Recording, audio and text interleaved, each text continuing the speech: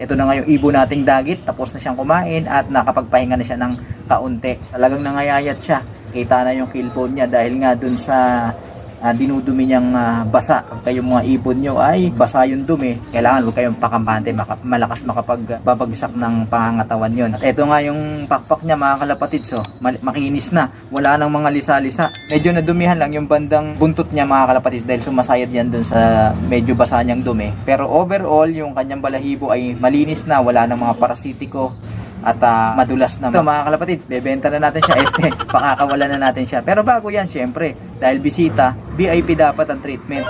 Bibigyan natin siya nito, yung itim. Ano ba tong itim? Alam nyo na yan. Para saan ba yan? Pampaganda ng digestion. So ayan, sinubukan na. No animals were harmed during the filming of this video. Alright, meron siyang grits. Binigyan natin siya ng probiotics kahapon. Tapos ngayon, naka-victory pill siya. Tapos nag-electrolyte siya. So